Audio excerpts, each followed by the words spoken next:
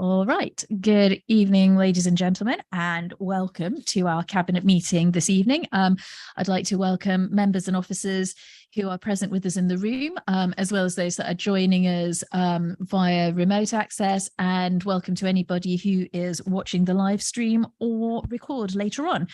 Before the meeting starts, I'd like to invite the committee member and scrutiny officer to take attendance of officers attending virtually and to explain how the proceedings will work. Good evening. Can I confirm the following officers joining remotely can hear us and that we can hear them? Debbie Coates? Yes, I can hear you. Thank you. Andrew Figgis? We can check back later. Anthony Roach? Okay. I believe he's just joining us.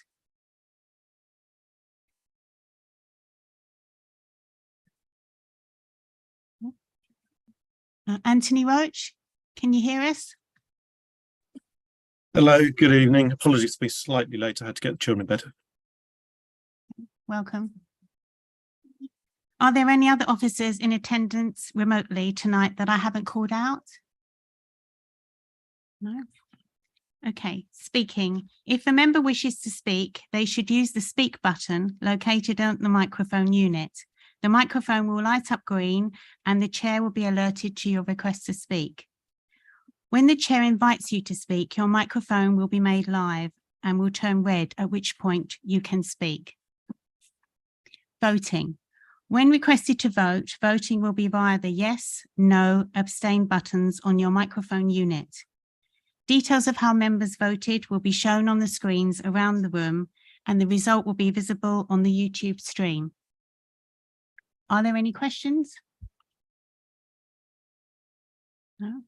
I will now hand over to the Chair, Councillor Elizabeth Dennis. Back to you, Chair. Lovely. Thank you very much. Right. Item number 1, apologies for absence. I've received apologies this evening from Councillor Amy Allen. I don't have any other apologies and I see everybody else is present and correct. So moving on, item number 2, minutes from the Cabinet meeting held on the 27th of June 2023. I'd like to propose that we take these as read and approve them as a true record of the minutes of that meeting. Could I please have a seconder? Yes. Happy to second, Chair. Thank you very much. Any comments, colleagues? No. Great. Could we please have a vote then, Susan?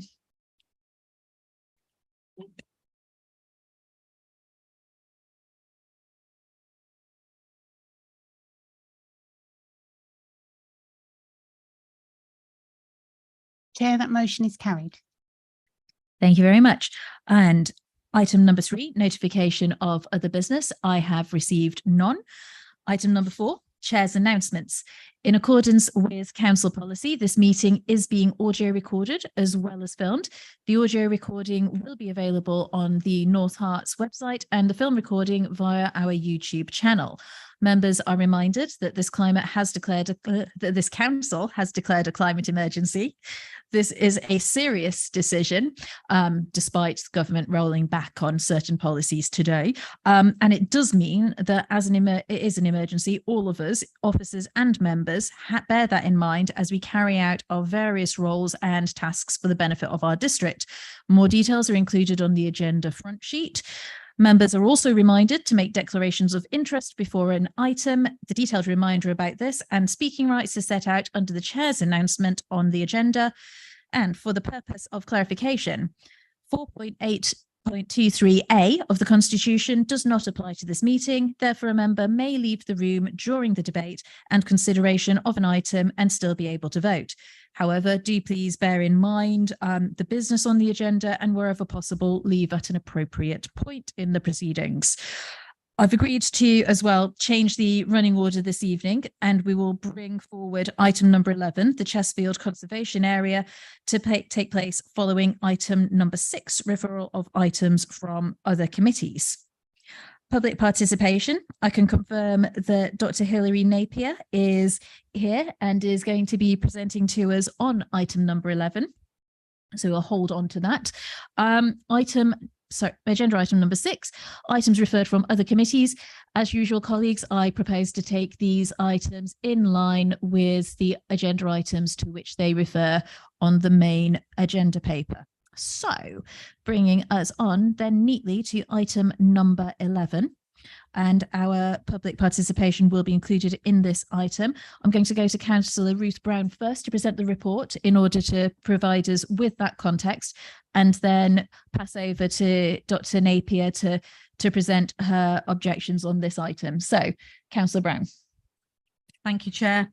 So I'd just like to remind members that a conservation area, the purpose of it is to manage and protect areas of special architectural and historical interest. In the 2016 heritage assessment for North Stevenage 1, the allocated site just north in sort of Great Ashby, just north of Stevenage, it was recommended that there should be a conservation area in Chesfield to adjoin the St Nicholas Rectory Lane conservation area on the Stevenage site, which adjoins that site. There was a public consultation on the draft proposed conservation area between November 2022 and February 23. And following that, our consultants did do further work, and they also made some minor amendments following, in response to those consultations. Those changes can be found at Appendix B. They concluded that there was sufficient evidence of historic merit to designate a conservation area in this part of Chesfield, as at the papers attached at item 11. And importantly, just wanted to remind members that it doesn't prevent development of the area, but it does promote sustainable development, which I think is quite in line with the fact that we've declared a climate change emergency. So therefore, I would like to propose that we adopt this, that I would like to move the recommendations 2.1 to 2.3, that we approve and adopt the Chesfield Conservation Area plan and allow officers to go away and make that plan and designate that area. Thank you. Right, thank you very much. Just before I bring Dr. Napier in, does anybody have any questions for Councillor Brown? Not at this stage? No. Okay, great. So, Dr. Napier, the floor is yours. All right. I thank the committee for allowing me to speak tonight. I'm one of the residents of the proposed conservation area at Chesfield. I've lived there since 1995. We residents were not aware of the proposed conservation area until November 22. Place Services report started being worked on in September 2021.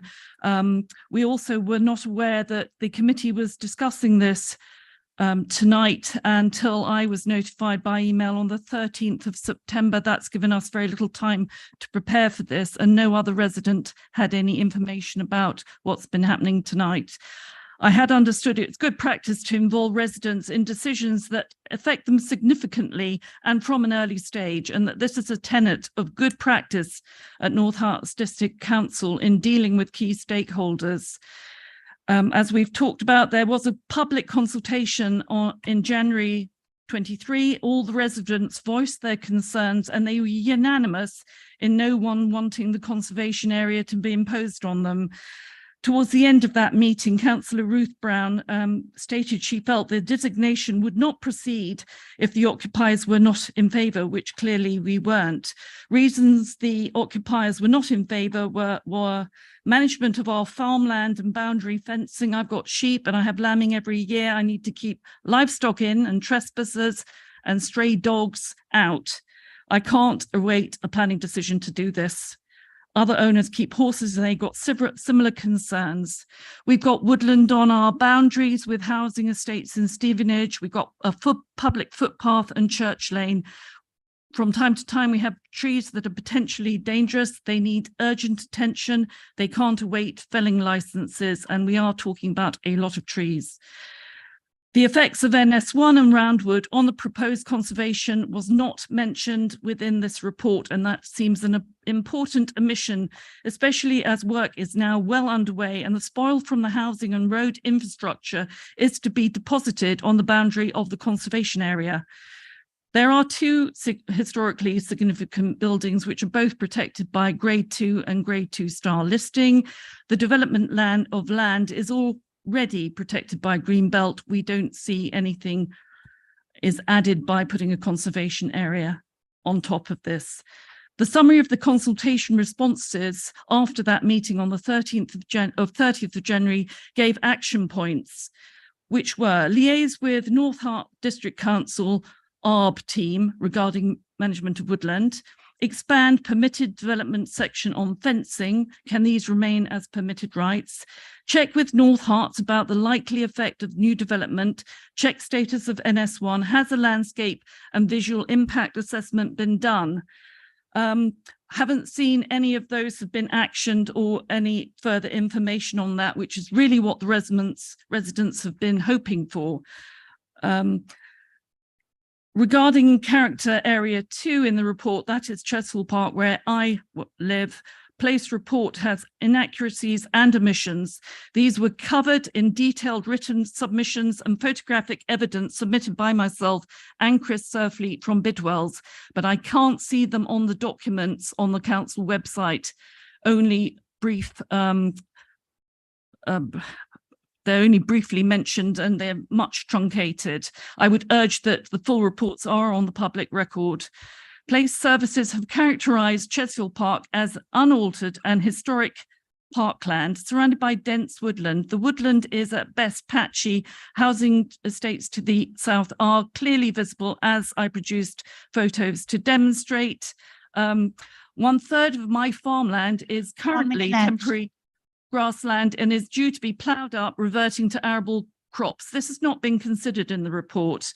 On the 1st of September, the Assistant Director of Planning and Regulation at Stevenage Borough Council stated in his letter to North Herts that the immediate setting of Chesfield Park has already been eroded by the presence of Great Ashby along with the presence of pylons. He states there's little architectural merit in Chesfield Park. He also states that the reason for designating Chesfield Park needs to be sound.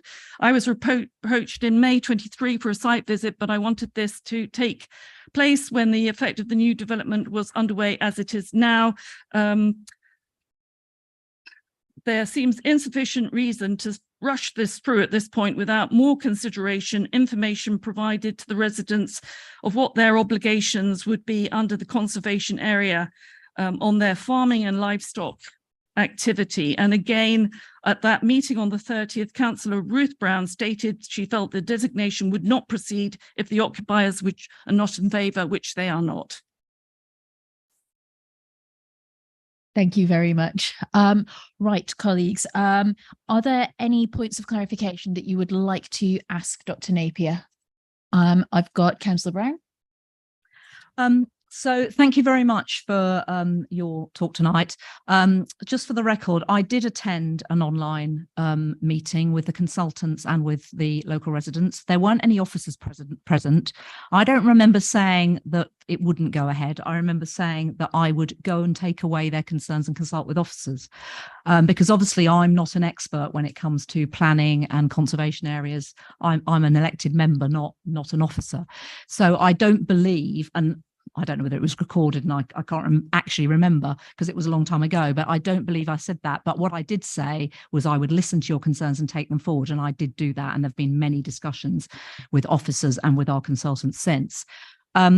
Also, just to note that in terms of conservation areas, I don't believe woodland and green space is a consideration. We're talking about architectural and historical sites of interest. That's my understanding. What I would say is if we haven't put all the documents up on the website, I'm sorry, and we should have done that. If we have failed to respond and we haven't given you due notice, I'm also sorry about that. I don't know whether that's the case, but I'm going to go now with permission of the chair to our officer to answer any of the technical details that you've raised. Thank you. I'm going to hold there. I don't think that was a point of a request for clarification. That feels more like comment for debate. So don't feel that you need to come back in on that, because I don't want us to get stuck in that circle of back and forth, who did what at which meetings.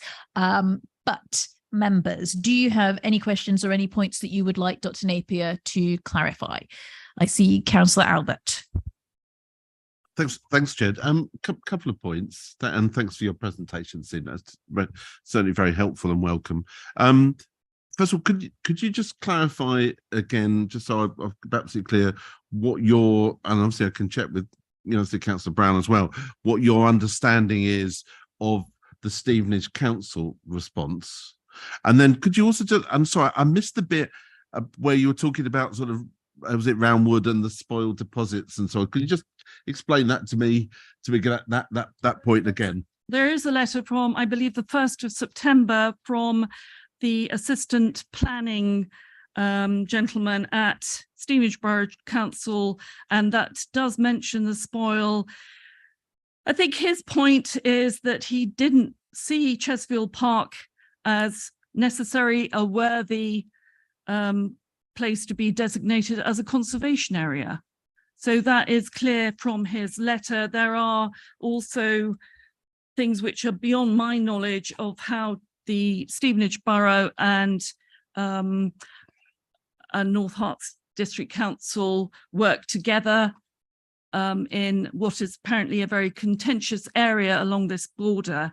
Now, Councillor Brown, thank you for elucidating that you feel that this is related to the buildings, but actually the conservation area, which is shown on the diagrams, is the whole area, including my farmland and surrounded woodland, which has been characterised as dense by place consultants, but is in no way dense, which means that all new housing developments, plus the housing developments already there, are very visible, especially during the winter months when the trees are not in leaf.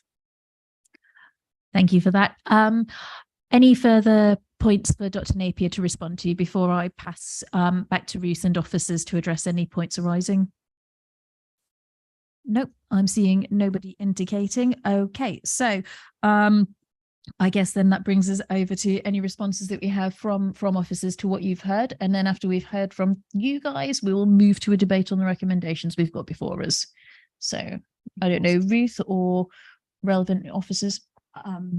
I think it would be good to call in Debbie at this point. Thank you, Councillor Brown.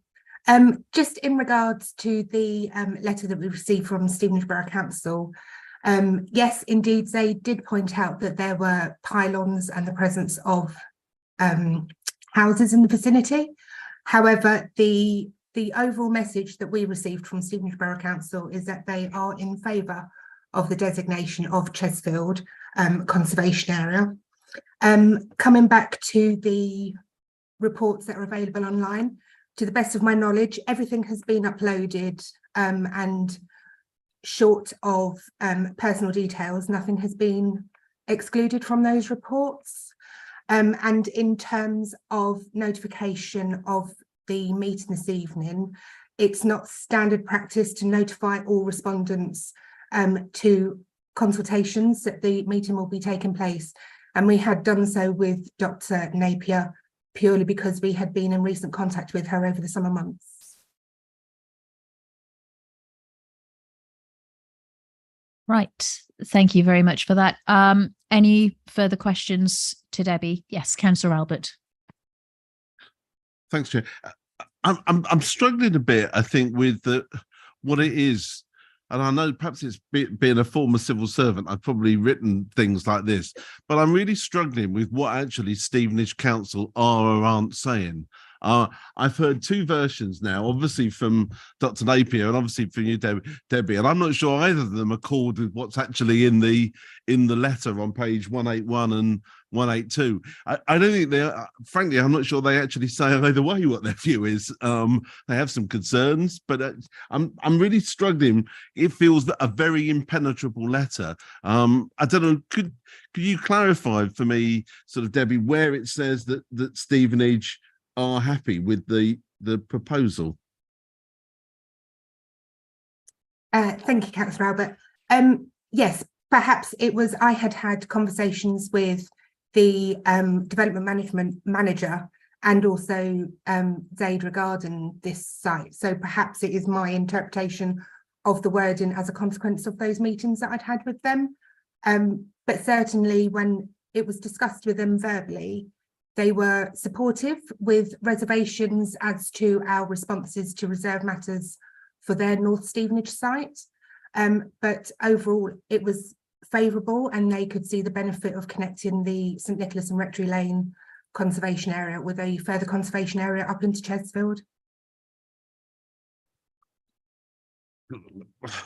Yeah, I hear what you say, but I have to say verbal responses are of no use to me at this meeting. And that is really disappointing. So I wouldn't want to overinterpret what Stevenage Council is saying. I think Dr. Napier, I'm not completely right in saying that they're opposed. Equally, a verbal assurance is not acceptable. So I have to say, I'm beginning to think that we should leave this on the table tonight. But I do want to understand more what it is, and I think we do need a further letter from Stevenage Council to confirm what their position is, because at the moment I'm none the wiser. All right. Thank you very much, Councillor Albert. I see Councillor Jarvis. Thank you. I mean, I agree with Councillor Albert about the letter. I think it's probably something that civil servants are trained for years to write, in that it goes through a lot of arguments and leaves us none the wiser at the end. I mean, I'm not sure that Stevenage Council have a veto on what happens, but I agree that the letter is far from clear, and if they meant what they told Debbie they meant, then that's what they should have put in the letter. I did have some questions, but my understanding of conservation areas is that they related primarily to the built environment, with the exception of the fact that they have a requirement for prior approval before trees of trunks of over a certain diameter, and I can't remember what it is, but a tree rather than a bush or a hedge are felled, and that they really don't have any impact upon agricultural land, open space, hedges, fences, anything of that sort. Is that correct? Perhaps we'd have a bit of clarification about what it actually means, particularly in these circumstances where most of the proposed conservation area is not built on. There are a very small number of buildings. And I understand that they would be affected, but do we have is my understanding of what the conservation area means correct, or perhaps we can just tell us what it is? That might be easier. Debbie, could you assist us with that, please? Certainly, I will attempt to. My understanding is similar to yours, Councillor Jarvis. However, I'm not a member of the development management team, and I couldn't go into detail about what is or is not included within that permitted development and conservation areas, I'm afraid. In terms of the woodlands, certainly.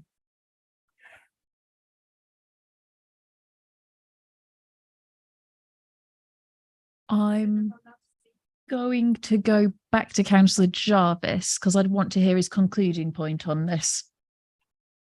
I mean, I think that's unfortunate that we can't get a definitive position on this, because we need to understand why we think Chesfield should be a conservation area, and I understand entirely that it will have some impact on potential changes to buildings. I mean, some of which are listed, but most of which I think aren't.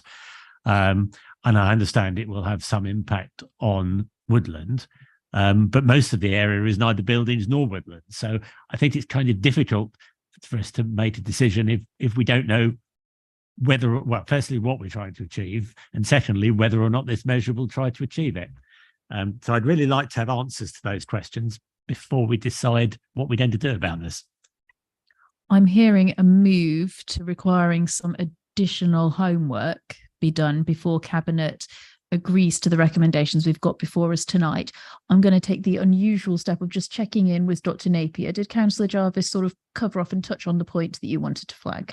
I think very helpfully, yes. The residents are really wanting to know what sort of obligations they are going to need to secure their boundaries. Fencing. I've got grassland, which is going to become arable. would this be telling me I can't do it? It's farmland. This is not a normal conservation area. Why has it been spread out to include a large belt of so-called dense woodland, which is not dense woodland? I can understand why you might look at the buildings and think this is a historic area that you want to protect, but you've gone far beyond that to take over 200 acres. This is not like a conservation area in a small market town, and I think that needs to be appreciated. And you've also got all of the residents who all are involved with livestock and farming, and they cannot understand why this has to be rushed through without them being fully notified of what these changes are going to mean, because even it's not clear here. Thank you. I think I'm hearing two very clear themes this evening. Firstly, we don't necessarily feel that we understand and we've got to grips with the issues that are at the heart of this type of application, which makes our decision-making process effectively as lay members quite challenging. But then also there is this continued theme that I'm hearing as well around whether or not we've done sufficient amounts of community engagement, and are we actually putting people first, which I will remind colleagues is one of this council's key priorities, and indeed part of the reason why local government exists, isn't it? We're here to serve our communities, and if they don't see themselves as part of our decision-making process, query, are we doing our job as we ought to be? That's absolutely not putting down the hard work that I know that a lot of end officer time that's gone into preparing these documents. So I will take next Councillor Willoughby. Thank you, Chair. I absolutely agree with what's been said so far. There is an additional question I'd like to ask, though. I see in the letter on page 182, therefore, this part of the proposed Chesfield Park Conservation Area will be offered no weight when it comes to assessing applications which fall within the district boundary of Stevenage. Consequently, we strongly recommend the boundary plan is amended so it completely falls within the administrative boundary of North Herts Council. And then on page 179, we've got a proposed a map of the Chesfield Conservation Area in the context of the neighbouring area. The proposed conservation area shown with the purple hatch shading, housing allocations in both North Hertfordshire and Stevenage Borough area shown in red, Greenbelt showing green hatch shading. I would like to understand more which of these, if we're offering weight as our planning authority on some of these applications to the conservation area, I would like to understand where the line is between some of these, because if Stevenage aren't showing weight on some of these, but we're showing weight on ours, I really want to understand where the actual line is. And I know that seems quite minor, but really I don't understand where where's going to be affected and where's not really. I want to know more about that before we make a decision, really. Okay, Debbie, are you able to assist with that query? Yes, certainly. So the map that is shown in the letter from Stevenage Borough Council and the area that is highlighted in the darker green, that is an area which is within our conservation area, but is within the civil boundary of Stevenage Borough Council. So that's known as Park Plantation. It's not designated as part of their conservation area because it was a green space. I have queried that with the consultants and they felt that it should be included, and that is what Stevenage Borough Council were referring to in terms of not giving weight to that designation in that area within their borough boundary. Councillor Willoughby. Sorry, could I just follow that up? So there are other parts of that they're proposing for housing allocation. Would those be offered weight? Would the conservation area have weight with the other parts of their planning applications that go there, or is it just going to be our planning applications that will have weight? Will give weight to the conservation area? So our plan applications within our boundary will be given weight with our conservation area, and equally their development at North Stevenage was given weight with the conservation area at St Nicholas and Rectory Lane. They won't be building further out from Stevenage boundary line, which would affect our conservation areas. So any development in NS1 and GA1 and those allocations through our local plan, the conservation area would be a material planning consideration when it came to the consideration of those plan applications themselves. Okay, Councillor Hoskins. Thank you. Yeah, I've got considerable disquiet over this for all the reasons that colleagues have mentioned and yourself. So I would not be able to support this on the current information I have before me. So I would suggest we somehow defer it to get more information and hopefully some better consultation. Okay, I'm hearing the mood of colleagues. Before we sort of make a decision on this, could I have advice on the risks and implications of us deferring this and not going ahead with the recommendations we've got before us this evening, just to make sure that we have considered everything appropriately? I don't know if I need that from Jeanette or from Debbie or Mr. Falstone.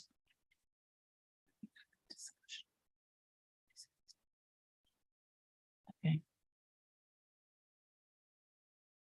Yeah. Okay.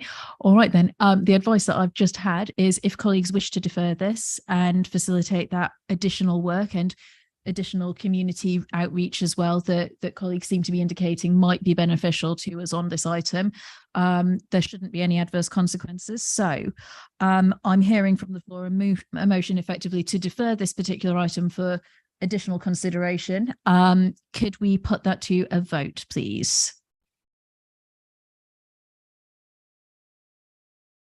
Can I have I'm proposing that. Can I have a seconder?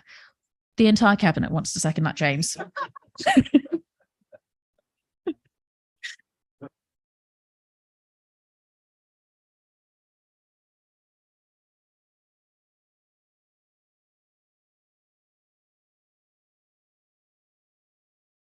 Chair, that motion is carried.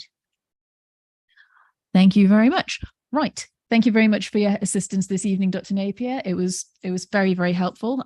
Thank you, colleagues, for some great work and additional questioning. And thank you very much as well to officers who have worked on this item. Apologies for giving you some additional work, but hopefully it's going to be beneficial and we can create something that's going to be beneficial to everyone as we move forward. So, right, that now takes us to item number 7, which is the Department for Levelling Up Housing and Communities Single Homelessness Accommodation Programme. I'm going to waffle a bit to allow colleagues time to jump back to the right page of their agendas. I believe that this will be presented to us this evening by Councillor Prendergast, whenever you are ready. Thank you, Chair. The report's self-explanatory, but I'll just give a brief overview. This programme will help fund much needed service for vulnerable people with complex needs. It's an opportunity for the funding to meet this funding in conjunction with a very experienced provider in One YMCA. This administration has a strong track record of helping fill the gaps in homeless provision and supporting those most in need. And this is a further opportunity to continue that good work. One update I will give in relation to 1.3 of the report. I do have a very brief update, nothing firm, but the finer details are still being discussed, but we have narrowed it down to a strong option and things are looking very positive. That's as much as I can say at this time, just to preempt any questions. Recommendations. Thank you very much. Do we have any questions for Councillor Prendergast?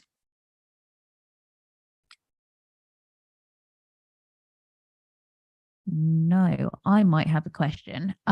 So clearly this is a bid for funding to support this. The funding will last for X period of time if we are successful in securing it. What are the ongoing financial liabilities after that period, and what is the risk to the people that we are supporting if for some reason this council struggles to find the ongoing capital and revenue to cover the cost of this scheme? Thank you, Chair. So we will always look to help continue to fund these. It will be continue to be supported by One YMCA. Any finer details, I probably will have to come back to you on that, Chair. But like I say, we'll always be looking for that opportunity for funding and to make sure that these coexist as successfully as possible. Thank you very much. I accept it was a nasty question to throw at you unsighted. I'm just worried about long-term local government funding and sustainability given the current climate that we're in. So any debate on this item? Yes, Councillor Albert. I think it's my usual point at this stage is that I think whilst I don't want to put my finger in every single pie, I think it's absolutely critical that the service director for resources and the executive member for finance and IT are consulted on this recommendation as well. As obviously as the service director for housing and the executive member for housing.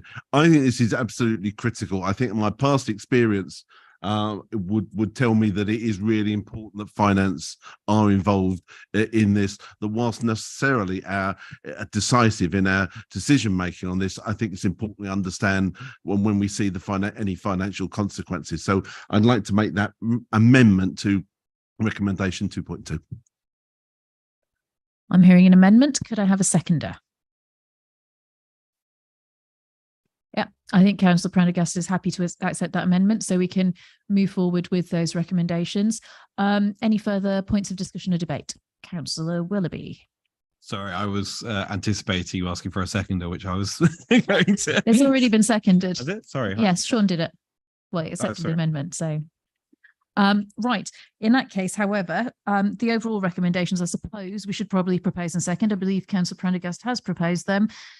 Would you like now to second them? That is what I was anticipating.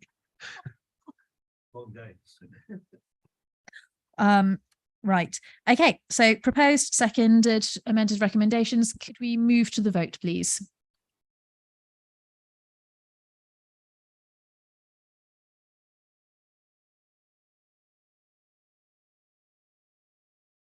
Chair, that motion is carried. Thank you. Now that that vote has been motioned, I will move us on to item number 8, which is again Councillor Prendergast to present on the Refugee Resettlement and Home Office funding update. Thank you again, Chair. So another strong track record of this administration is the help provided to refugees.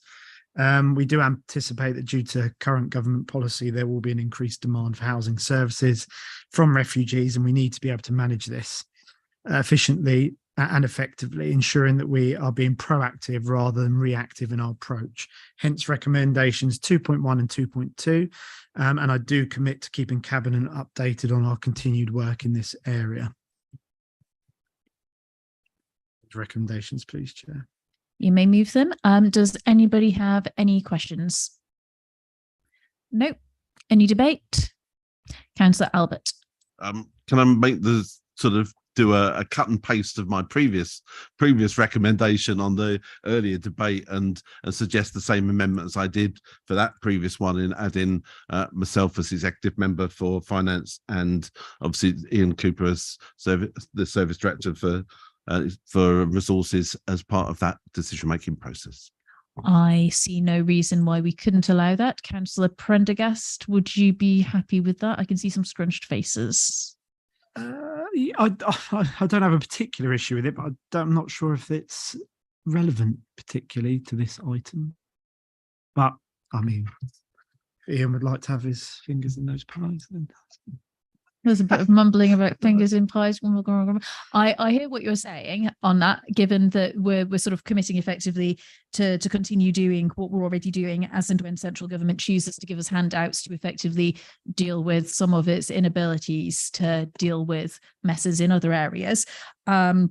But I think I also hear as well the points around that we need to be mindful of, given the financial minefield that currently is local government finance. So I think unusually I would be minded to say, yes, let's allow Councillor Albert to stick his fingers in a couple of additional pies. Councillor Willoughby. Actually, interestingly, I potentially would suggest that I might like to stick my finger in the pie as well, I'm afraid to say, because community integration does also fall under my portfolio. So I would and also, obviously the community outreach has been led by the teams in my portfolio. Does anybody else want to stick fingers in pies? I feel that we're getting a bit overburdened a little bit here, aren't we, colleagues? And I know that in other spaces and in other meetings, we do actually talk about these issues quite a lot, and they do have eyes on. And I would expect that on something as important as refugee resettlement and the support that we are providing to people who will find themselves in this district and could be extremely vulnerable, we are, as a matter of practice, ensuring that we are linking strategically cross portfolio and not limiting and restricting ourselves to working in silos. I think I'm comfortable with a strategic direction and the knowledge that we will always make sure that we are consulting effectively within council. I don't necessarily think that we need to give every portfolio holder who might have some ownership of this particular issue ownership of it in a formal recommendation. And I think that the strategies and policies that we've got around the support that we are providing to vulnerable people who find themselves in North Herts are adequate and fair. I see, Sean, you've still got your microphone on. Are you going to add something for me? No, thank you, Chair. You've surmised what I was going to say. So excellent. It wasn't a very summarising, No, was it? Though it it was could have been a bit quite long and waffly, but you take the point. Yeah, Concise. good. Councillor Brown. Thank you, Chair. I'm just wondering. Just want to understand this a little bit more, because I absolutely agree that we have a strong record on housing refugees, and that's a good thing, and we should do that. And I can see that there's funding from the Home Office for a member of staff, but we don't actually have any housing stock, and we have quite a big list of people on our housing register.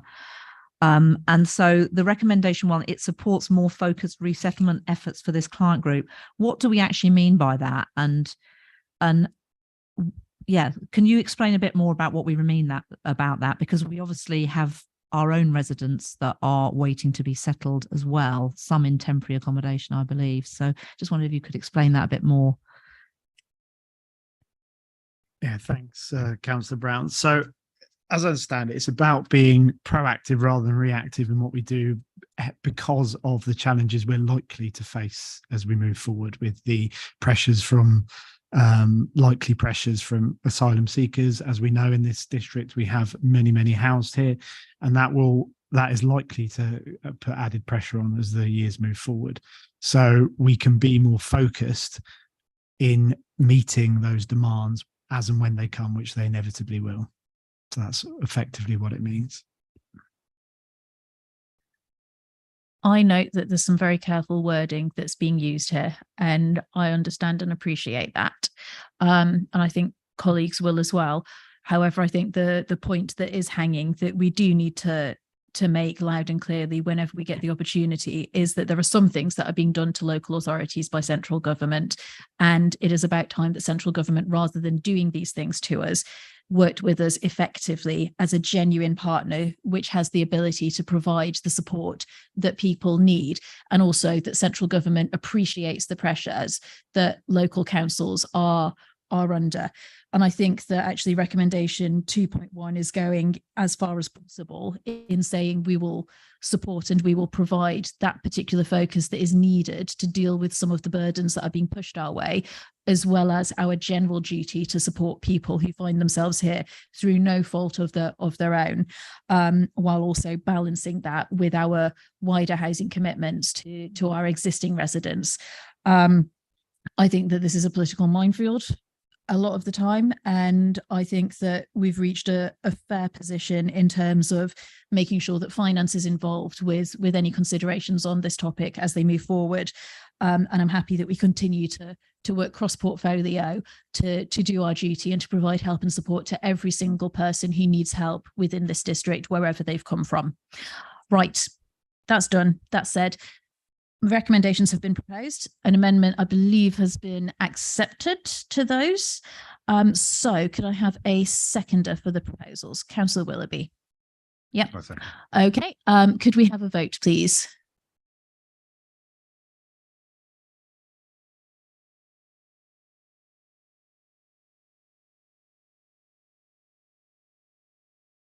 Chair, that motion is carried.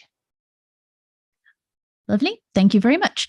And now on to the very uncontroversial topic of proposed off-street car parking tariffs for 2023-2024. Councillor Brown to present. Thank you, Chair. I've got all the fun ones tonight, haven't I? So, as you know, our medium-term financial strategy requires us to increase parking charges by 2% in order to balance our budget. The question is, how do we manage that 2% increase? So last year, we proposed and we approved a 10p increase on the 1 hour rate. And the rationale behind that was to close the gap between 1 and 2 hours and try and encourage people to stay longer in our town centres and to spend more money and to support business. There has been an increase in usage and income over the last year, and phone data also shows people are staying longer. So I conclude that we should continue with this direction of travel. So continue to close that gap between the 1 and 2 hour tariffs. So we're proposing another 10p increase on the 1 hour. All permits, season tickets of every kind, business, visitors, etc., will remain the same. And longer stays will remain the same with the exception of the 5p charges. And the rationale for this is that we have more complaints than about 5p's than anything else to do with parking and about them not working machines. We are going to be moving towards cashless over the next 2 years. But at the moment, we still have 5p's. So it seems fair to, and it seems a sensible move to rationalise the 5p's. So in most cases, we're increasing by 5p. There are a few where we're reducing, notably in Nebworth, and I think there's one other in Prince's Mews. But most will go up by 5p. We also are going to be installing a lot more EV charging points in our car parks. And currently, there is no charge for parking in EV bay. And we are finding that sometimes people are staying longer than they actually need to charge their car. So in order to create a turnover and maximize the use of our EV charging points, I believe most cars can be charged in 30 minutes. We don't really want people to stay for 3 hours unless it's really necessary. So we're proposing that going forward, we would charge for the parking, the use of those bays as well. In regard to the subsidised and incentive schemes, such as the free after 3 and 30 minutes in Nebworth, we'll continue to support those on a request basis as people approach us, but it will be on a break-even basis. So there's a payment, and you'll notice in the report that Nebworth Parish Council have agreed to pay £2,700 for loss of income and £300 for the new TRO.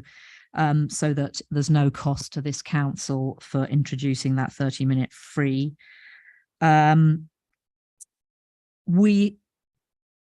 We aren't actually, as I understand it, required to consult across the area, but I believe in consultation.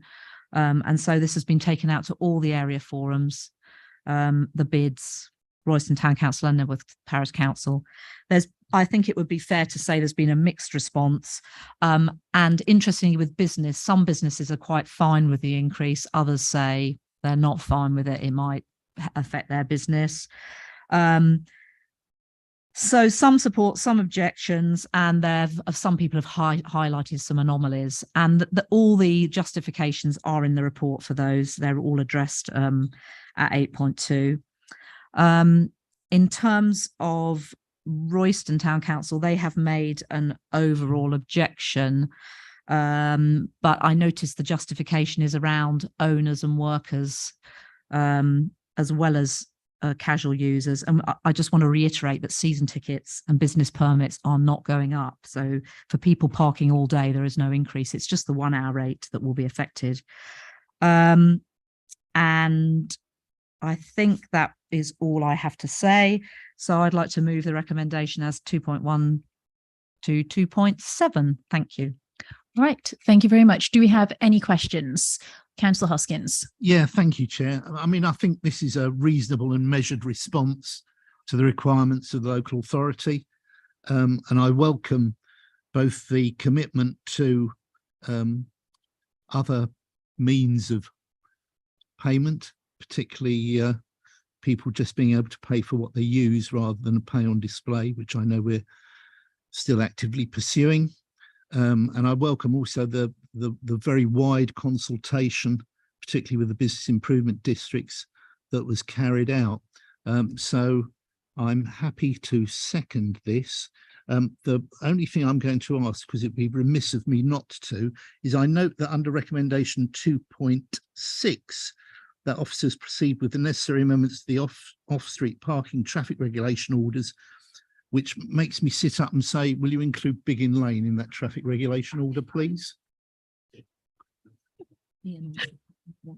Thank you. Thank you very much. I think that's a point made, point taken. I think Mr. Cooper has something to come in on. I appreciate Councillor Brown was just summarising what's in the report, but just to clarify, we do not set parking charges to balance the budget, as may have been implied what was said. Obviously, as set out in the report in section 10, there are a myriad of factors we take into account in setting parking charges, one of which is the cost of parking, and our budget makes assumptions about what those increases might be, but we do not set parking charges to balance the budget. Consider yourself told. Yes. Right, Councillor Albert. Thanks, Chair. I mean, I support the report, support the additional recommendation from Councillor Hoskins on Biggin Lane. Well done, Keith. You got it in first. I mean, I think I'd make perhaps just a couple of additional points. You mentioned, and you mentioned everything, I think, in the paper around the wider reviews around Sunday and evening and other parking. I mean, I think I've got probably some slightly different views around that, but I think it's absolutely critical that we do that wider review, and just be interested to know, is that you're looking to do that in a sense by the next time that this is reviewed. Clearly, there's obviously impacts there as well in both staffing, terms, in terms of where we've got evenings and Sunday parking, which is obviously not charged for at the moment. And I think it's right to say we haven't got parking enforcement officers on duty though. So I think that's really important to be able to do that wider review, because I think it's to reflect the pattern of what happens in high streets now. I think that's very critical. But I think the overall proposals around, obviously within our sort of 2% cap, and what we're doing in relation to things like season tickets, I think these are all welcome. I think it's just there's a recognition there that we, I think, are, and I think this council continues to recognise that we need to work with businesses, but equally by the same token, that doesn't mean that that car parking won't increase for all the reasons that are set out in the paper, and indeed, obviously, the ease of taking away the five Ps and so on is absolutely right, and that just make complete sense. So I welcome the paper, but I would say it would be interesting to know just that sort of timing of that wider review that you're looking at on the sort of evenings and Sundays and so on. Thank you, Chair. So absolutely do agree that we need a review of evenings, weekends, bank holidays, Sundays, and particularly post-pandemic, we noticed that there have been changes in the way people behave in the parking and the footfall. So actually what we're doing to enable us to move forward with that review in the next year or two is to amend the TROs so that they cover evenings, Sundays and weekends, but are set at 0 for now, which would enable us quite easily to introduce a cost should we choose to do so at a later date. There will be a full-scale review of all the permits because the permit system has evolved, I think it would be fair to say, and has a lot of add-ons. And I think it needs a whole-scale review so that we're clear that we're making it fair and objective across our district for all our users. So that we will be undertaking a review on that.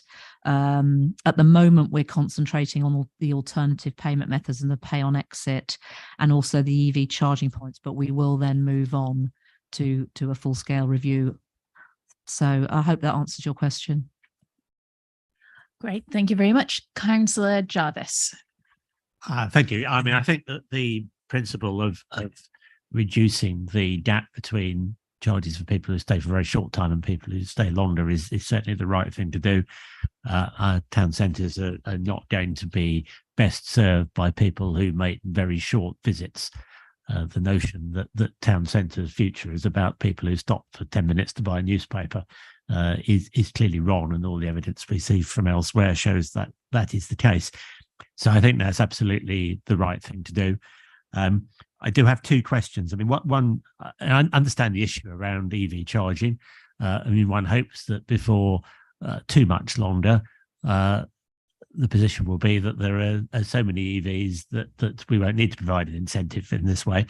But I don't think we're actually at that point yet. And I guess my question was, did we consider the possibility of allowing some short free period for EVs on the basis that they could park for free while they were charging?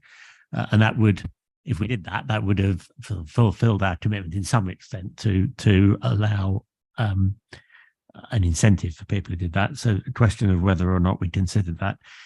The second one relates to Royston. I mean, we have two areas which are parished, and we see rather different responses. Nebworth have said they would like to see lower charges in Nebworth, and they have been prepared to fund that. I assume that Royston Town Council would be well able to fund lower parking charges in Royston if it wanted to. My assumption from what you've said is that they've not indicated any desire to do that.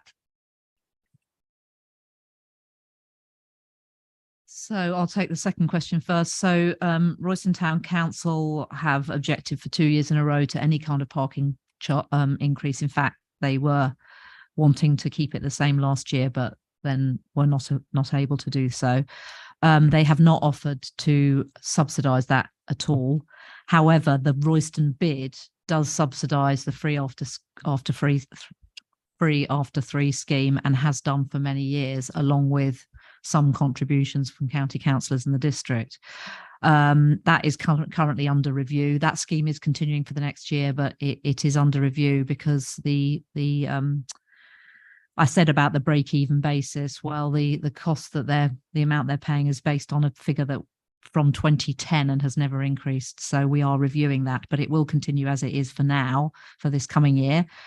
The other question about EV charges, absolutely, we want to incentivise EVs, and we will be looking at various schemes. And my understanding is we're not introducing that EV charging immediately this year anyhow.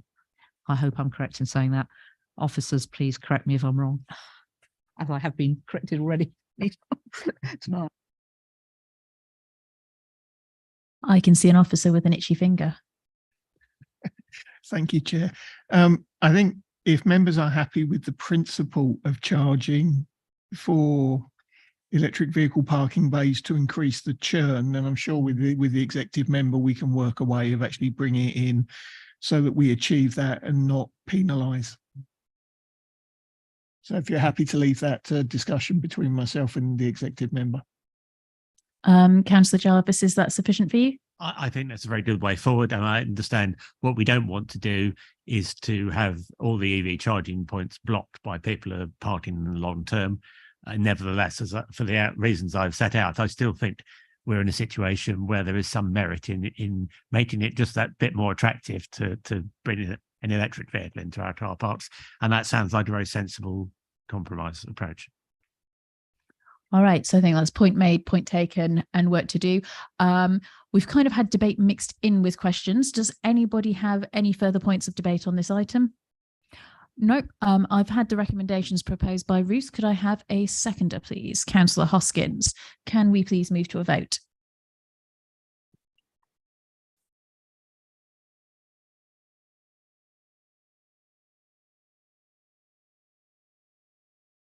Chair, that motion is carried. Thank you very much. This brings us on to item number 10, Statement of Community Involvement Adoption. This is again for Councillor Brown to present. Thank you, Chair. So we have updated this statement of community involvement following the adoption of the local plan.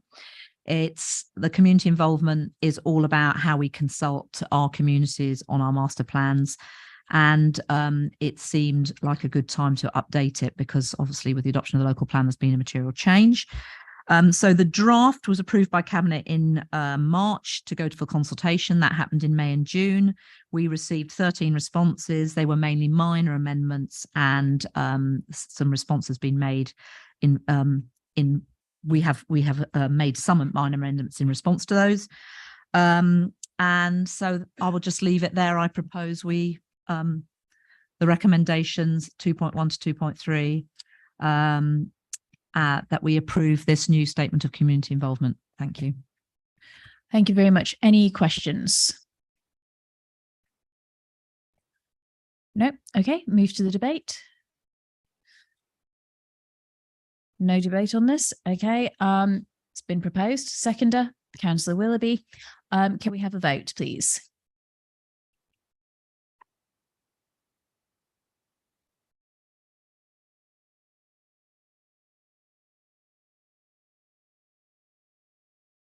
Chair, that motion is carried. Thank you. Bringing us on to item number 12, which is the Hitchin, Letchworth and Royston Business Improvement Districts bids renewal. Councillor Hoskins to present. Thank you, Chair. I'm really pleased to be able to speak on this, having been the father, I think, of bids in this district back in when we first started talking about them in 2007, 2008. There are a couple of slight amendments to the business plans that are included in here. There were a couple of procedural amendments on the Letchworth prospectus. One was that the ballot holder is the service director customers and not the chief executive. The contact for any procedures on the bid is for the bid and not for electoral services. And the ballot result is the 8th of December. So they're minors. There's an amendment to the Royston bid prospectus in that there's a flat rate bid levy of £100 for businesses within a rateable value of between 7,000 and 15,000, and there's no inflation element to it. And the rate is, the bid rate would be 1.75%. At this point, I'd give my thanks to the three bid managers, Paul Brown, who's relatively new to Royston, to Richard Harben, who again has not been in office that long at Letchworth, but has done some sterling work, and of course to Tom Hardy, who was my successor back in 2019 in Hitchin, and also all the voluntary business directors that sit on the boards and put all the work into these. This is really a no-brainer. It qualifies on so many counts. This is a great partnership working arrangement between council and businesses. It shows the council's support for the business communities.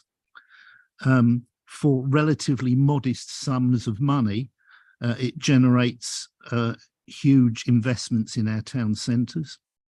It's not looking for any new money particularly. There's a little bit of inflationary increase in there, but the costs to the council, as you will see, are the holding of the ballot, which we're doing through a company called Civica.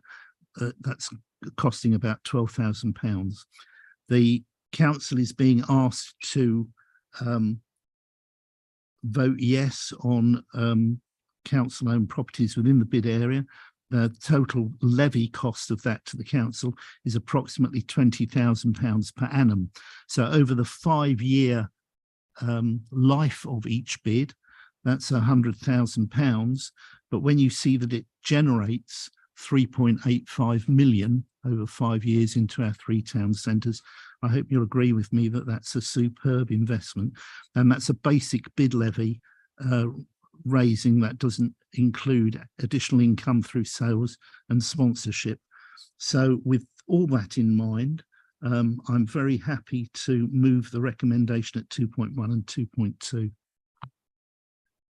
Thank you very much. I think Councillor Hoskins wins the prize for the most forceful moving of a recommendation this evening. I'm going to call for questions, and I can see Councillor Albert has already indicated. Well, Chair, I was gonna ask to second it, but also can make just a couple of comments. So happy to leave that till you've got questions. Chair, I'm just going to run through my order. Questions, no, debate. Yes, Councillor Albert. Well, I'd like to second the Councillor Hoskins' recommendation, and I think warmly welcome the paper and the importance of bids to our council, our businesses, our residents, and I think the work been done over the three bids as in Hitchin, Letchworth and Royston. I think it's some really exemplary work, and has made a huge difference to the town. So, you know, to thank them for all the work that they do. I think it's probably just worthwhile just touching very briefly on a couple of things. To be absolutely clear in the paper, that it is in the operating agreements that the council has, that we can potentially make charges for some of the services we provided. But I think certainly in the discussions that we've had around this, that we were very clear that we were not looking to make any charges for the actual running of the ballot on this time. That's something perhaps that we would want to, and we would clearly need to return to in 5 years' time, hopefully after these round of ballots. But obviously at this time, it's certainly not looking to charge the bids for the balloting services. We've had discussions with the bids around potentially picking up a small amount of additional software costs that we were having to sort of procure in order to be able to run the services on behalf of the bid, and that I think the bids were quite content with it. So it literally is only a small amount of money.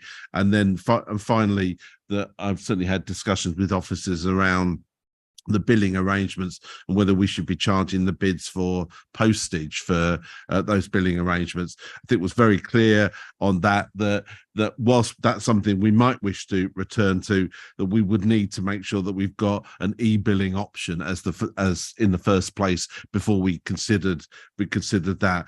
We want to make sure that the bids are successful, so we are not looking here to try and pass on loads of costs to them. But as I say, certainly there was some software costs that we will look to charge, and obviously in the future perhaps postage, but that would be after we've managed to get a successful e-billing system up and running, and obviously a transition period to encourage businesses to move over to that. And that's something I discussed with the bids, and I had a conversation with Tom Hardy in the Hitchin bid around. So with those things, hopefully that's just to clear those points up. Very happy to second the recommendation, Chair. Thank you very much. Any further debate? I'm seeing nobody. Oh, Councillor Brown, sorry. I just wanted to support my cabinet colleagues and just say that I think the work of the bids is tremendous, and I particularly welcome the partnership working between the council and the bids. And obviously I know more about Royston than the other two, but it has really improved in the last few years, and I think that's to be welcomed. I think I actually missed a question. Am I allowed a question? Go on then. I just wanted to ask about the bid areas, because I noticed geographic areas have changed slightly. Is Hitchin, I don't know Hitchin that well, but is Hitchin bid now going to cover the industrial area? Is that right? No, that's not right. It's just a little bit of the town centre. We did look at the industrial area, but there doesn't seem to be an appetite for that at the moment, but it's something we may pursue in the future, or they may pursue in the future. Right. Thank you very much, everyone. Recommendations have been proposed and seconded. Could we have a vote, please?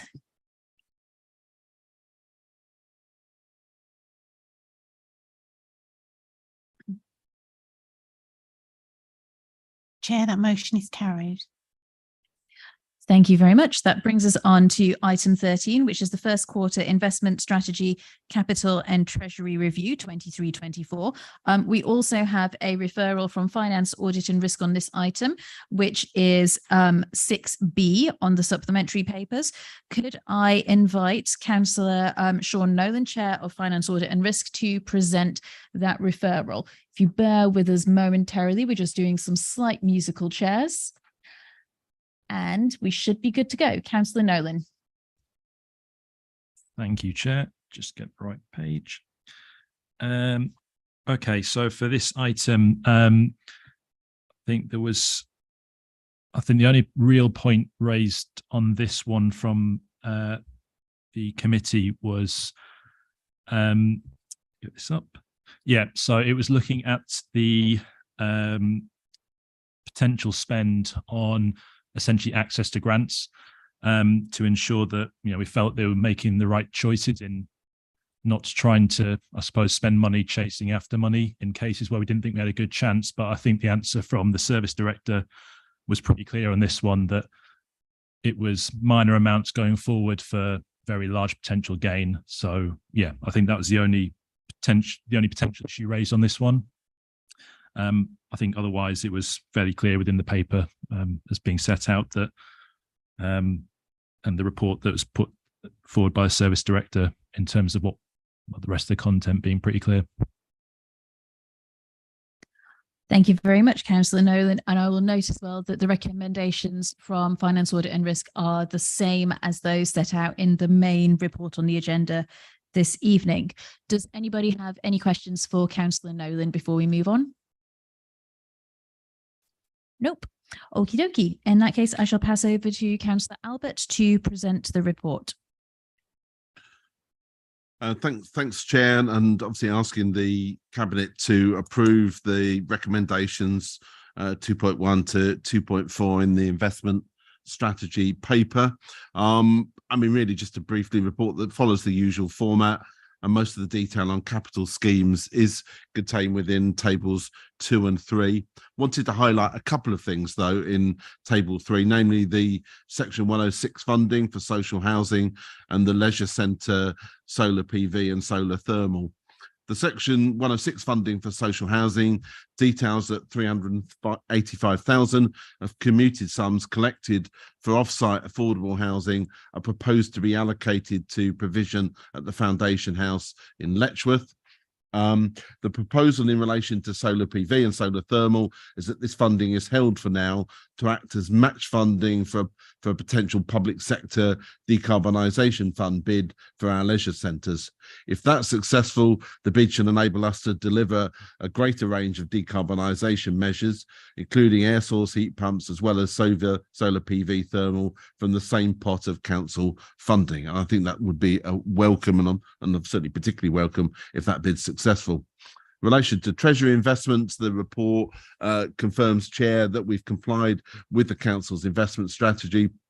We've also generated a significant increase in investment income, which arises from the increases in general interest rates. But obviously, as we will have said on the other papers, clearly the other side of that coin is high inflation, which generates rather less money available in our revenue areas. But with those comments, Chair, and obviously thank Finance Committee for their consideration of this, move those recommendations 2.1 to 2.4. Thank you very much. Do colleagues have any questions for Councillor Albert? Nope. Any debate? And the recommendations have been proposed. Could I have a seconder, please? Councillor Willoughby. Can we have a vote, please?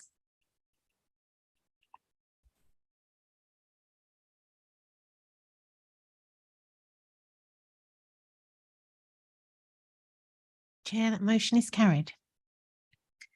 Thank you. That brings us on to item 14, the first quarter revenue budget monitoring 23-24. We have item 6C on the supplementary papers, which is a referral from Finance, Audit and Risk. So I shall pass over to Councillor Nolan to present.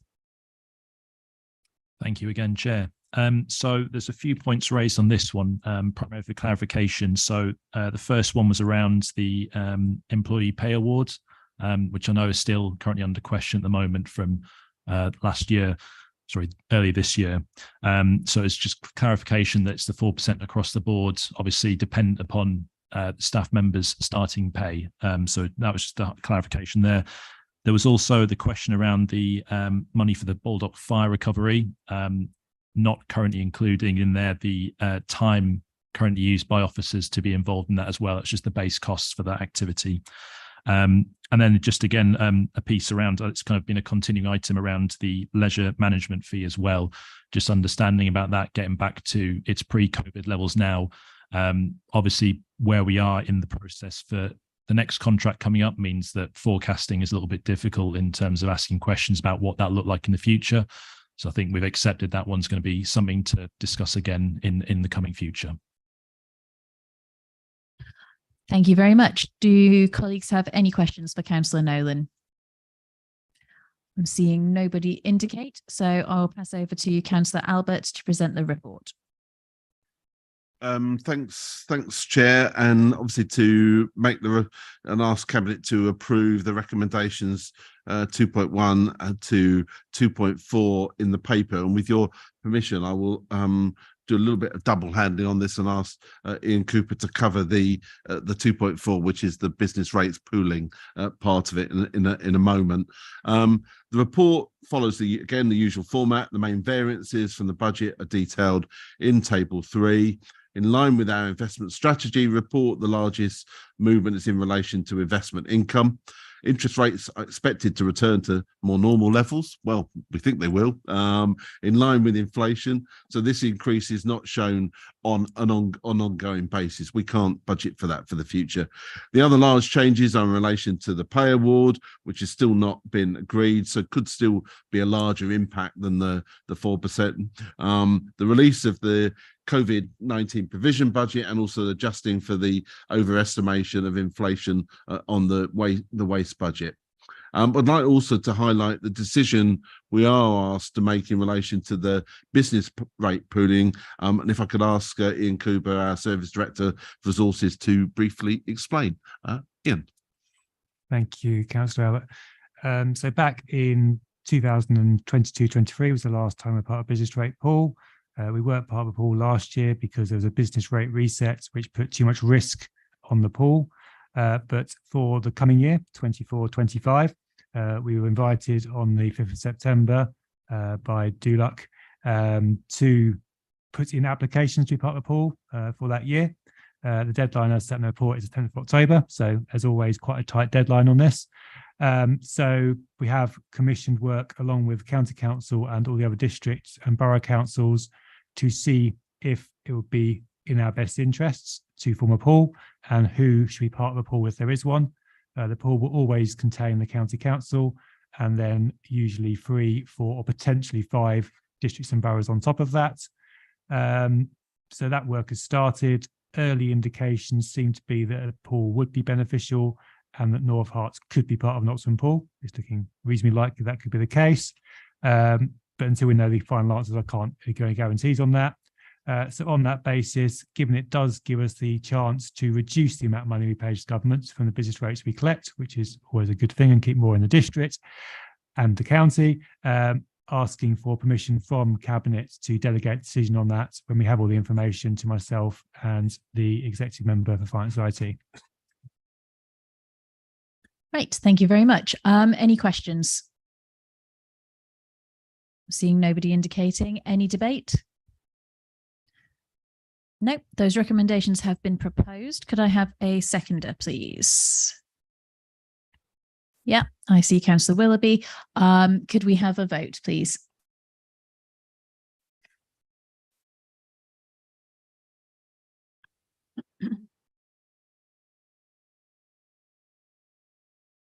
Chair, that motion is carried.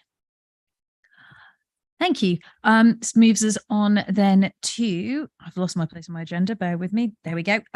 Item number 15, which is the Q1 2023 to 24 update on the council delivery plan. We've got a supplementary item at 6A, which is the referral from overview and scrutiny. That meeting was chaired by Councillor Bryant, as Councillor Crumpton was unable to make it over to be with us due to issues on the M25. And Councillor Bryant's sent apologies for not being able to join us this evening, as she has another engagement. So I will very briefly present the report. I'm going to boldly assume it's not very long. Members have read it. Some members were also present at the meeting. Given it was a relatively light agenda on that particular evening, members paid particular close attention to the council delivery plan and had sort of a lot of comment and feedback around some of the date slippage and lack of milestones in respect of certain areas. And I think those points have been taken away by relevant officers. Rachel Cooper in that space also was able to elaborate and explain some of the reasons why certain dates, for instance, around Churchgate, have slipped backwards. And clearly, in common with local government as a sector as a whole, we do know that we have a recruitment and retention issue. However, we have started to see a positive shift in terms of our recruitment following the work that's been done by comms and HR on new strategies. So it's positive that that's moving forward. There were also a number of questions that were prepared by members which weren't put on the evening. Most notably, Councillor Munser had done a lot of preparatory work for this particular meeting and had a number of questions. I believe colleagues should all have in their inbox now, or will relatively soon, James, won't they? The questions that Councillor Munser wasn't able to put on the night, along with the responses. Unfortunately, due to time pressures on officers in preparing those responses, they haven't been made available in advance of this meeting, so they're not in that report, which means that this cabinet meeting is deprived of the opportunity of having heard Councillor Munser's questions and the feedback and responses to them. And I've apologised as well to the Leader of the Opposition and to Councillor Munser for him not being permitted by the chair to raise the additional questions that he wished to put on that night. And I would just like to feed back to colleagues that I think that scrutiny is an incredibly valuable space. And I think that where members do have questions and concerns that they want to raise, it does add value to us as a cabinet when it comes down to considering items, applying internal scrutiny to ourselves. If members are actually able to discuss, debate and understand and drill down into some of the issues, especially on things like the council delivery plan, when we know the budgeting pressures that are going to be coming our way, and we know the hard choices and reprioritizations that we're going to have to make as a local authority as well. So all of that done. All of that said, the report and the feedback from scrutiny is there. The recommendations are the same as those on the report before you. Do colleagues who were present at that meeting have any additional input that they want to add to this? And do colleagues have any questions about the scrutiny meeting? No? Excellent. Good. I must have done a good job. Right. And then I shall pass over to Councillor Albert to present the main report. Not that this meeting hasn't been that already, but there will be a participative session, colleagues, a little bit later in part of this item. So your attention is required. Indeed, your active participation will be required shortly. I'd like to obviously thank again, obviously, the overview and scrutiny for reviewing the report last week and for the range of topics that the questions covered. And I say, as you mentioned, Councillor Des, aware that in addition to the questions, the meeting itself, the report has prompted other questions too. Officers are working on providing those written responses to those questions that have been asked. This report does allow all councillors to understand the work that the council is aiming to achieve and the progress that's been made. Several of the questions asked involved, as you mentioned, getting latest update on project progress. This is partly because milestone dates have slipped. We've acknowledged, and I think it's really important to emphasise that staff resources are impacting upon the delivery of the council delivery plan. And one of the other clear causes is staff recruitment and retention. And I've been fortunate enough to be nominated to sit as part of the employer and trade union panel and on ILGA, and that one of the clear and important things that they are looking at, and there's a workshop coming up soon, is around recruitment and retention in November, and I certainly that will be taking place in Newmarket, and I certainly intend to try and go, and obviously I'll pass the details around to colleagues to see if anyone else wishes to, or indeed any officers wish to attend. I think that would be really important. But clearly, you know, recruitment, retention, core workloads, and urgent additional tasks. One of the latest reference is as we mentioned earlier, the Sport to the Baldock Industrial Estate Fire Recovery. While we would love to achieve everything in the council delivery plan, we must accept that that won't be possible. We need to identify the main priorities within the council delivery plan, and we've begun work on that, and the next update of this report will reflect that work. Alongside that work on what is retained within the council delivery plan, we also want to consider what we find most useful in how it's presented. So it's at this point, I'd like to ask Ian Cooper to run through a bit more on how the report is presented and some decisions and comments we'd like to make and you to consider this evening. Ian. Thank you. So in each report, the yellow highlights show where Cabinet are asked to approve changes to the milestone dates. Once that change has been approved, the new date is then set going forward, and then progress is set and shown against that new date. This is done to try and keep the report as easy to read as possible, but it does mean the full history of target dates is not retained within the report, although it would be possible to see it by tracking back through the various iterations of reports of each quarter. It is suggested that we retain the current approach, but if in future, subject to review of the council plan and the contents of it, there was a significant reduction in the number of projects in the council plan, then we could look at a different approach, because we'd then have a bit more space and time to be able to consider what that looked like. But I think with the number of projects in at the moment, that probably is the best approach, but seeking comments and feedback on that. As the report of the council plan has been in place now for just over a year, we've retained so far all the milestones when we sent the report. So all the milestones we've set from the time that we started doing the report in this format. We're now getting to a point where we do achieve milestones, we do get them done. We're getting to a point where we have a reasonable number of milestones that have been completed. For conciseness, we could now choose to delete some of those completed milestones. So once they've gone through one cycle of being shown as completed, we could delete them from the reports to make the reports get even longer than it is already. This would be a manual process, as we want to keep the milestones attained on Pentana, which is our risk and performance management software. So we'd have to take them out manually, but that is possible. It would also mean that on these reports, it would be less obvious how the completion percentages have been calculated. So just to clarify, the completion percentages are currently based on the number of milestones that have been entered on the Pentana system, and of the ones in total that entered, the number that have been completed. Milestones are generally only entered where they relate to the current year. So we haven't got a full set of milestones for every single project up to the end of it being completed completely. So they are just the current year and previous years as it stands. So it can happen that when you add new milestones in, you end up with a completion percentage going backwards because you add extra steps into the process. We know it's a fault of the current way of doing it. So again, seeking feedback on both the points around, is that completion percentage actually useful to you as Cabinet, and also that point around deleting previous milestones. The point was asked for at Open Scrutiny. They did discuss it a little bit, but I don't think they came up with a consensus on a solution for it. We would really appreciate any feedback tonight, as we'd like to look to how we move this going forward and present it in a useful way to you. Thank you very much, both. And unusually, we've got questions from the proposer of the report rather than questions from members first.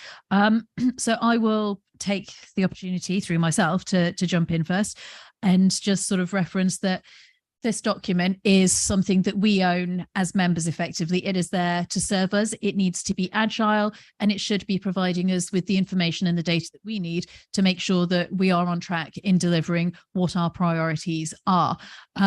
Colleagues will know from other meetings that once an action is completed, I'm a big fan of taking that off of the living agile document because it's done. We don't need to see it. And if that is being captured adequately via Pentana and risk management, then I'm very happy with that as an approach to reduce the length of these reports, so long as we've obviously got that background information should a question be asked, especially noting the point around potentially the completion percentage slipping backwards if there are additional steps that are added into this process.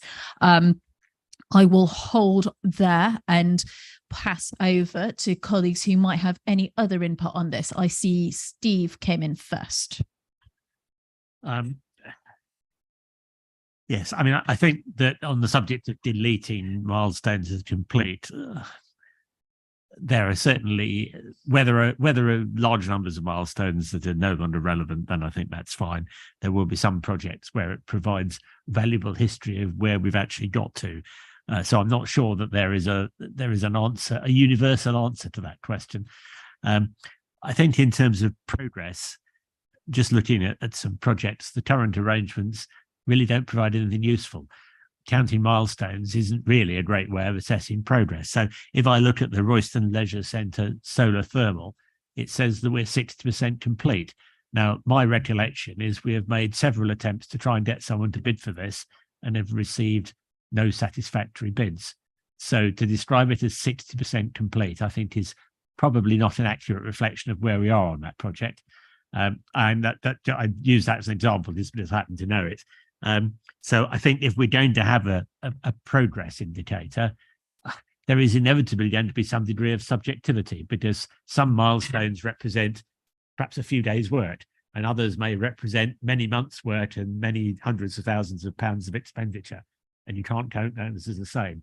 So I would be happier if we could see, even if it was only an estimate of where we thought we were in completeness. I think that would be better than just counting milestones. And if we can't do better than counting milestones, then we should stop counting milestones, because it doesn't help.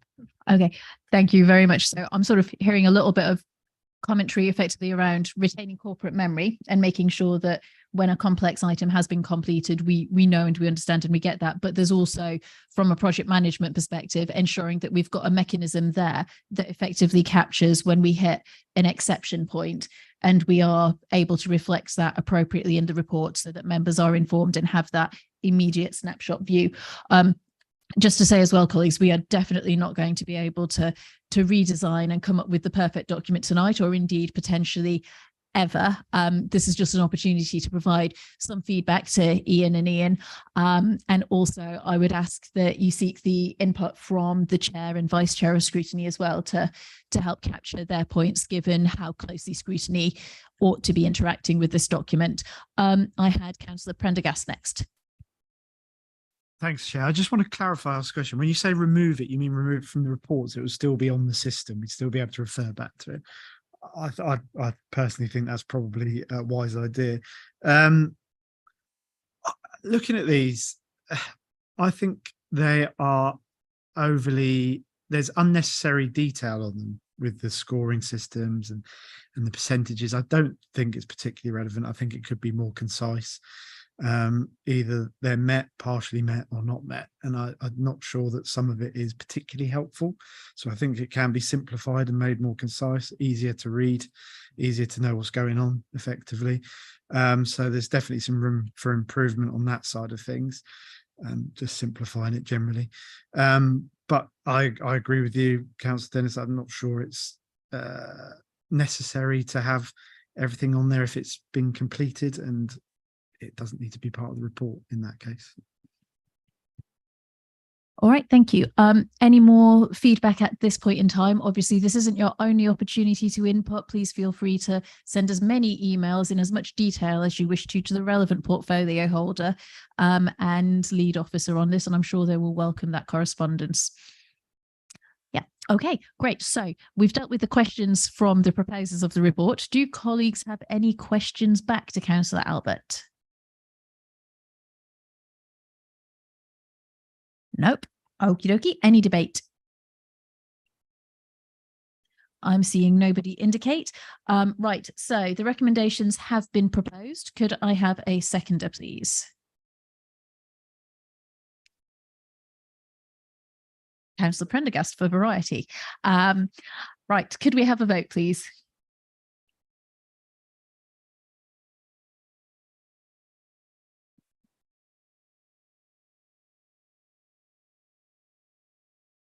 Chair, that motion is carried. Thank you very much. And finally, this evening, item number 16, the new financial system. Councillor Albert to present. Thanks, Chair. And I mean, I'll try and move this report and ask you to support the recommendation 2.1. And obviously also we recommend to council 2.2. And the report, as I say, is for the allocation of 200,000 of capital to enable the purchase of a new finance system. This follows a tender exercise which has identified for us the best value option. A new finance system is expected to allow the delivery of efficiency improvements across the council and externally, as well as improving the way in which we produce our accounts. New capital budgets, as they need to be approved by council. So that's the reason why we're asking for you to agree the recommendation tonight and then refer it on to the full council meeting later this month. I move that recommendation. Obviously, Ian and I are happy to pick up any specific questions that you might have. Thank you very much. Any questions? Councillor Willoughby. Sorry if I've missed it in the report. Do we have a do we have an estimation of what the automation will mean in savings? So obviously we're spending, 200,000, but does that mean that we'll get some saving? Well, obviously we'll get some savings per year if we move to automation, but what we really forecast that at all? I think Mr. Cooper has an answer to that, hopefully. I do. So as said on the report, we've found some initial savings in relation to some of our functions that will cover the revenue costs. In fact, some of that will probably cover more than the revenue cost. They'll cover some of the capital costs as well. We'll never get to the stage of recovering £200,000 in one hit, but we'll cover it over time. A lot of it will be little bits of time across multiple offices, which helps productivity, but doesn't help achieve the savings. But I am very confident that overall we will deliver enough savings that, along with other measures put in place, we can deliver that full savings to cover that costs. And it will be a combination of shaving off bits of posts, but you can release some of the time from that. So I wouldn't want to go into detail about where those posts might be yet, but I think there is that. We will get there. All right. Thank you very much. Councillor Brown. Thank you. I just had a practical question. So obviously, it's about efficiencies. And I wondered if it would support any additional harmonisation or efficiencies with the shared waste service in terms of working with East Herts. Will it enable us to harmonise that a bit more? I'm struggling to think of how it would. If we do identify anything we would do, they have their own finance system, and as they are, we'll both retain our own customer service functions. All transactions will go through our finance systems. It will allow greater automation with our customers, but I'm not sure we'll be able to achieve anything with East Herts, albeit we'll achieve automation on waste through things like getting better with garden waste charging and those kind of things and improving the automation there. Yep. I'm going to bring in Councillor Albert. I mean, I know this is a subject close to Councillor Dennis's heart, but I mean, I did raise it was actually the county council overview and scrutiny meeting last week about working together, whether it's on waste, whether it's on financial services. I also raised the issue around obviously for Councillor Hoskins around archiving and museum storage. And I think these are issues that are, difficult and quite intractable, and I think we've got in with the Mr. Fullstone a shining example in the building regulation, building control area in of what can work well. We've seen that in other areas like sort of CCTV, and we've got other things that where we share some and partial services. So I think there's a real trick in going forward and this is difficult when all councils have got contracts being let at different times and so on, and but the more we can do this isn't about making one single unitary authority. This is about looking about how sensibly and practically we can look for ways and actively look for ways. And I think that needs something from the centre at senior level to bring people together, look actively at what things are coming up, what opportunities there might be to work together. But yeah, difficult, as I say, when it's got sometimes different timings, but so important when we look at the nature of the savings and efficiencies that we're all having to find as councils in the coming years. And so that is a real challenge, but there's a something to be gained from actually doing the difficult thing. Oh, I am not going to get on my joint working, new ways of doing things, reorganization of local government, central government, giving local government real local powers soapbox. I won't do it. But I did, just sort of in summary, didn't I? I think Councillor Albert's made an excellent point. I hear the point that Councillor Willoughby's making. I hear the point that Ruth's making as well. And I think actually there is a challenge too, is whenever something like this does come up, to make sure that we are looking across the piece, we're talking to colleagues in other places as well and seeing what they're working on and identifying those opportunities that we can take to reduce our costs. Because at the end of the day, we are consistently being asked to do more and more and more with less and less and less. And actually, we are going to hit a particular point in time where, if this expectation continues, district councils are simply not going to exist because we won't be able to cope. Nobody wants to see district councils go the same way as certain county councils and unitary authorities have done, but we are at risk. And my pushback and challenge to government in those spaces is always going to be, if we are not here, if we are not in this space delivering for our communities and providing power the closest to residents of this country, who is going to step into our shoes and who is going to deliver the very valuable work that we provide? Right, I'll shut up now. Soapbox moment over. Councillor Jarvis, could you get us back on track, please? Thank you. Well, I was going to ask two questions, but Alistair Willoughby has asked one of them about identifying, if we're going to make savings, we need to declare out what they are. The second was, there's a couple of places in here where it talks about development work, and I guess that concerns me slightly, because I hope what we're doing is buying something off the shelf that is used by many other local authorities who do the same stuff as we are. I hope we're not in the business of getting custom systems provided.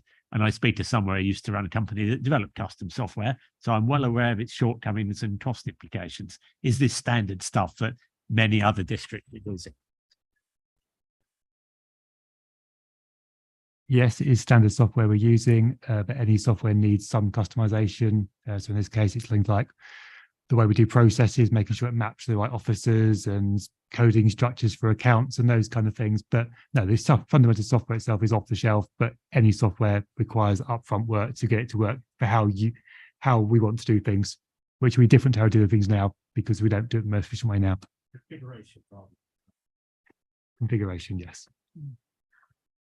Right. Thank you very much, colleagues, for an excellent round of questioning that took unexpected turns in places. Do we have any debate on this particular item, not bigger questions? I'm seeing nobody wanting to debate. Excellent. Good work. The recommendations have been proposed. Do we have a seconder?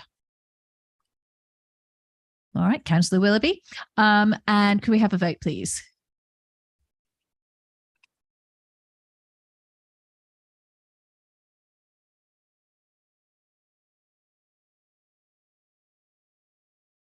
Chair, that motion is carried.